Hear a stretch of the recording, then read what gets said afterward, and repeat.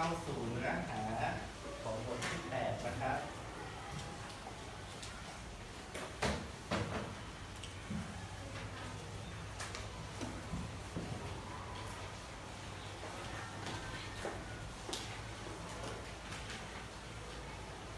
วันนี้ผิดปกติมากเลย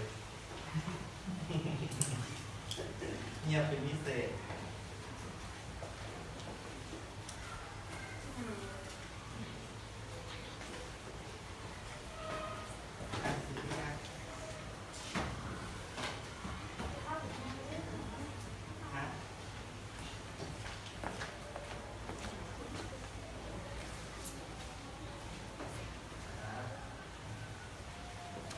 เปิดบทที่8เลยลูก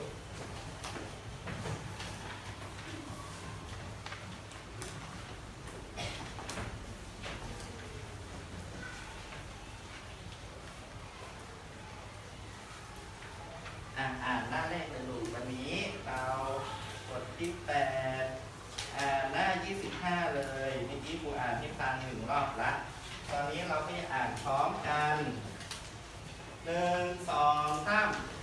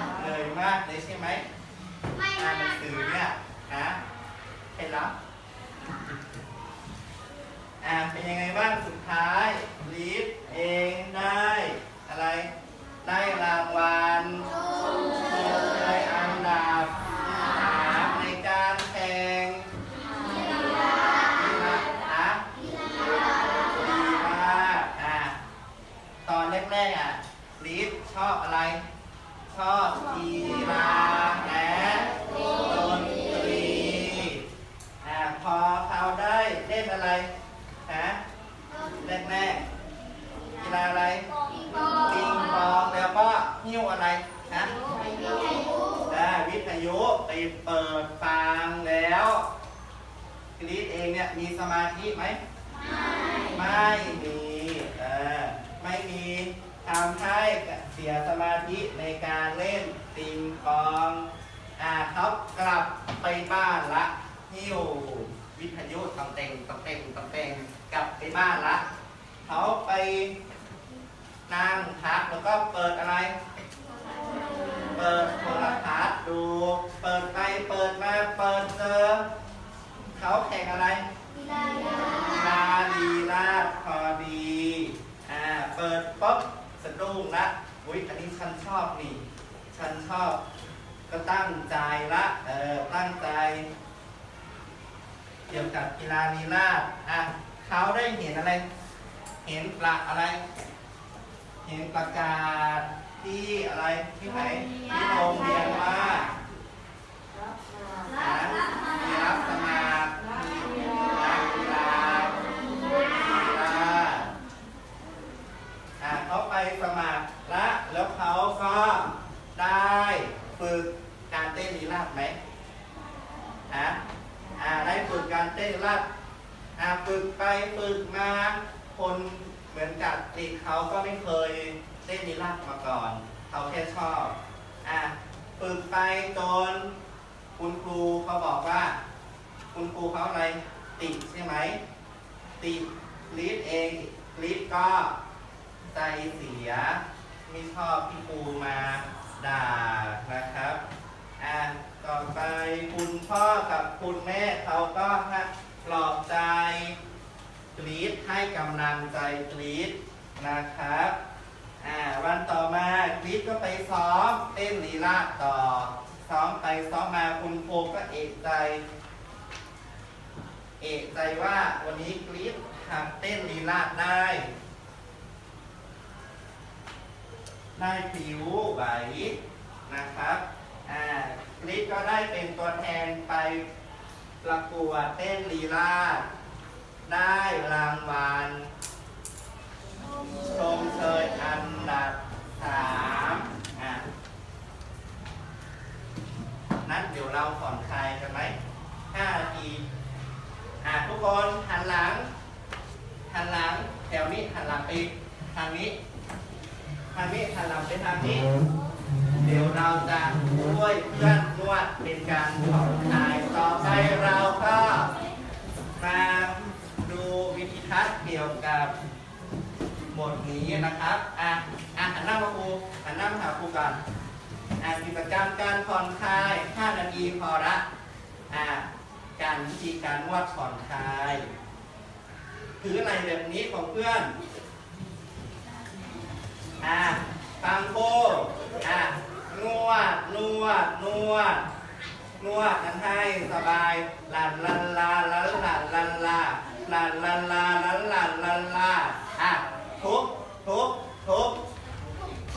ให้สบายลันจิ้มนั้นให้สบายลันเคยเล่นกันไหมไม่เคยใช่ไหมต้องเล่นบ่อยๆละต่อไปเราอ่านจะไม่ค่อยเข้าใจกันเดี๋ยวเราจะมาดูวิธีทัศน์เสริมให้เราเข้าใจมากขึ้น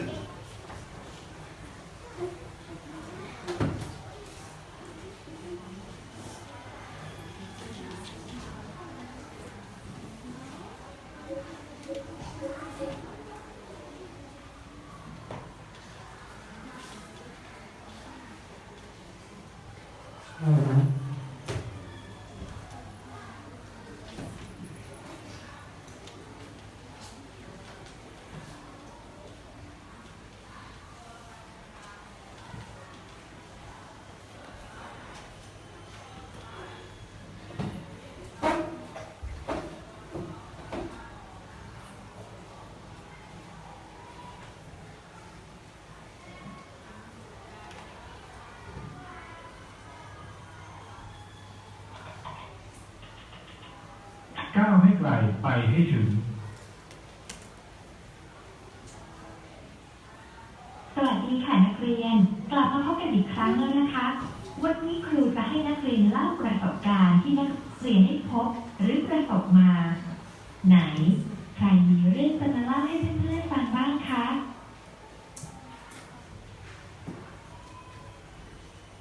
ผมครับคุณครูถ้าอย่างนั้นวิ่งออกมาเล่าด้านหน้านี้ได้เลยค่ะ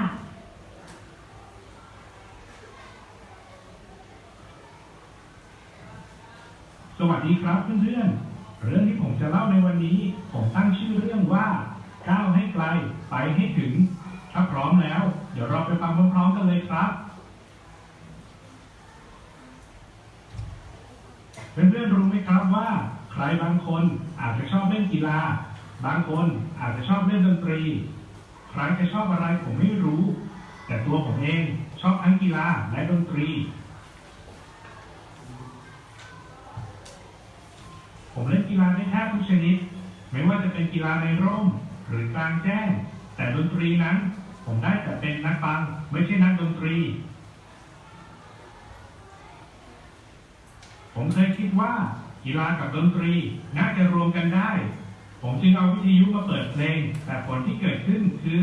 เป็นเรื่องสมาธิหลุดสติลอยเพราะมือก็อยากตีขาก็อยากเต้นทำให้วงปิงปองปั่นป่วนไปหมดสุดท้ายผมเลยต้องหอบวิทยุกลับบ้านล้มเลิกการรวมดนตรีกับกีฬาตามแนวคิดนี้เสีย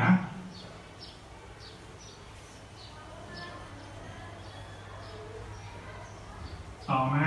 ผมได้ความคิดใหม่ที่โรงเรียนมีชมรมแอโรบิกการเต้นแอโรบิกนี่คือทางเลือกที่น่าจะใช่เพลงก็สนุกสนานเร้าใจขยับแข้งขยับขาเต้นไปตามจังหวะที่ผู้นำบอกถึงจะดีอย่างไรผมก็ขอมาแค่ครั้งนี้เพราะทั้งกลุ่มมีผมเป็นเด็กผู้ชายคนเดียวผมจึงถูกแย่ถูกล้อตลอดเวลาเพราะฉะนั้นชมรมนี้จะไม่มีสมาชิกที่ชื่อวินอีกต่อไปบ่ายวันอาทิตย์ผมเปิดโทรทัศน์ดูรายการต่างๆจนกระทั่งไปสะดุดตาเข้าที่ช่องหนึ่งเด็กหญิงเด็กชายคู่หนึ่งกำลังเต้นรำด้วยจังหวะที่สนุกสนานเสียงพิธีกรที่บรรยายบอกให้รู้ว่าเป็นการแข่งขันกีฬาลีลาศทำให้ผมคิดได้ว่ากีฬาแบบนี้สิที่ผมต้องการแล้วทำอย่างไรผมจึงจะมีโอกาสได้เล่นบ้างถ้าโอกาสนี้มาถึงเมื่อไหร่ผมจะตั้งใจทำให้ได้ถึงการแข่งขันระดับนานาชาติเลยทีเดียววันรุ่งขึ้นผมเดินอ่านป้ายประกาศอย่างตั้งใจแล้วผมก็เห็นประกาศรับสมัครนักกีฬาลีลาศรุ่นใหม่ผมดีใจจนแทบตัวลอยเร่งเวลานาทีให้ถึงวันรับสมัครโดยเร็วนักเรียนคะเป็นอย่างไรบ้างคะกำลังสนุกเลยใช่ไหมคะถ้าใครอยากพักสามารถกดปุ่มกิจกรรมที่อยู่ด้านล่างนี้ได้เลยค่ะ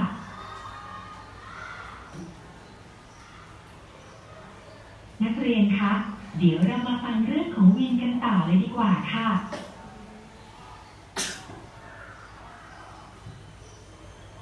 นักกีฬาหน้าใหม่รวมทั้งผมมีจำนวนไม่น้อยนั่งรวมกันอยู่ในห้องโถงใหญ่ฟังโค้ชให้ความรู้ความเข้าใจถึงลักษณะของกีฬาลีลาศตลอดจนข้อตกลงต่างๆในการฝึกซ้อมส่วนนักกีฬาเก่าจะอบอุ่นร่างกายและซ้อมเต้นกันที่มุมหนึ่งของห้อง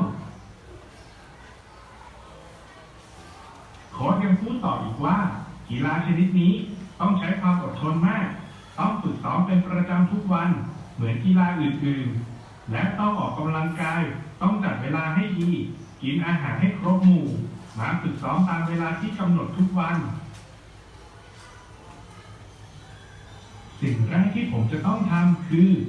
ต้องวางแผนชีวิตของตนเองพอเลิกเรียนผมจะรีบวิ่งไปออกกำลังกายก่อนฝึกซ้อมกลับถึงบ้านก็อาบน้ำรับประทานอาหารดูรายการข่าวจากโทรทัศน์หรือพูดคุยกับคนในครอบครัวทบทวนบทเรียนแล้วเข้านอนพอเลิกเรียน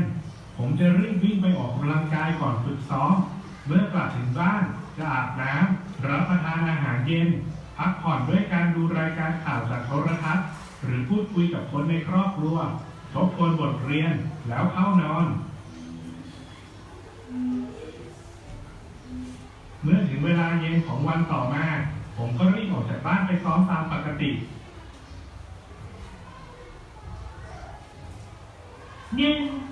2 3 9ทิศ9หลังยืด หน้ามองตรง เข้มแข็งหน่อย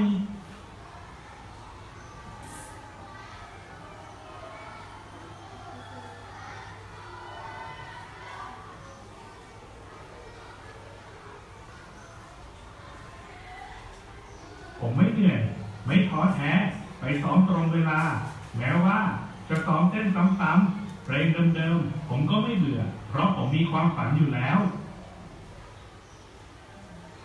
ภาพนักกีฬาลีลาศเด็กชายหญิงคู่นั้น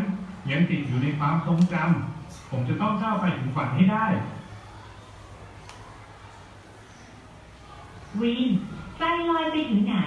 นี่กีฬาเต้นรำนะ ไม่ใช่เดินรำ ทำสีหน้าให้รู้ว่าเราสนุก มีชีวิตชีวาหน่อยสิ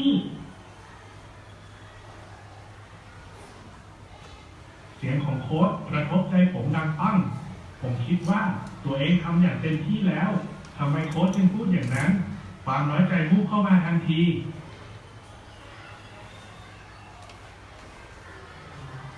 แม้ผมจะพยายามปรับตัวเองอย่างไร ก็ยังไม่เป็นที่พอใจของโค้ชอยู่ดี วันนั้นผมกลับบ้านด้วยความเศร้า แต่ก็ไม่คิดจะลาออก ทั้งพ่อและแม่คือที่ปรึกษาที่ดีที่สุดของผม แม่รู้ว่าลูกตั้งใจจริงที่จะเป็นนักกีฬาที่ดีให้ได้ แม่ว่าโค้ชพูดถูกนะ เพราะลูกพยายามมากเกินไป ตั้งใจอย่างเต็มที่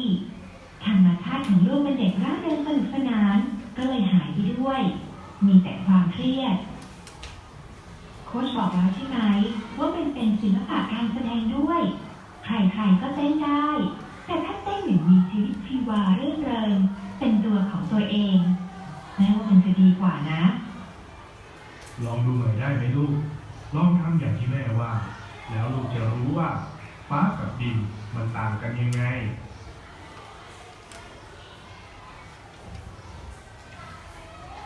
วันรุ่งขึ้น ผมแสดงออกอย่างที่ผมเป็นร่าเริงสนุกสนาน วาดลวดลายเต็มที่ ปล่อยตัวให้พลิ้วไปตามจังหวะเพลง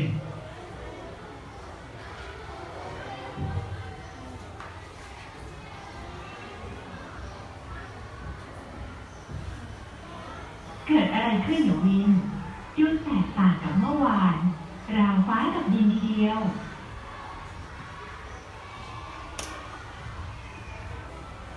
ตอนนี้ผมรู้แล้วว่าฟ้ากับดินต่างกันอย่างไร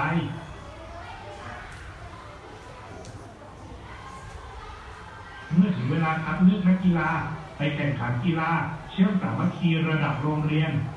คู่ของผมซึ่งเป็นนักกีฬาใหม่ทั้งคู่ได้รับคัดเลือกเข้าแข่งขันกีฬาลีลาศในครั้งนี้ด้วย แม้ผมจะได้ผิดผมคิดว่าผมเดินมาถูกทางแล้ว คือการทำอะไรต้องทำให้ถึงที่สุดและดีที่สุด รายการแข่งขันยังมีอีกมาก ค่อยๆเลื่อนไปทีละขั้น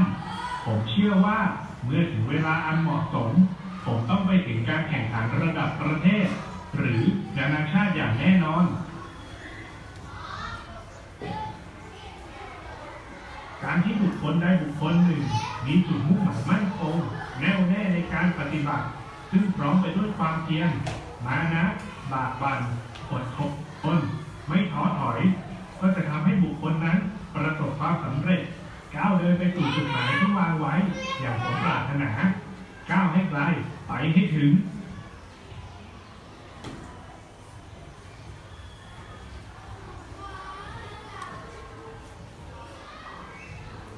เรื่องของผมก็มีเพียงเท่านี้ สวัสดีครับ นักเรียนครับ ตอนนี้เราก็ได้ฟังเรื่องของวินกันไปแล้ว ถ้านักเรียนคนใดอยากฝึกอ่านในใจ สามารถกดปุ่มอ่านเนื้อหาเพิ่มเติมด้านล่างนี้ได้เลยค่ะ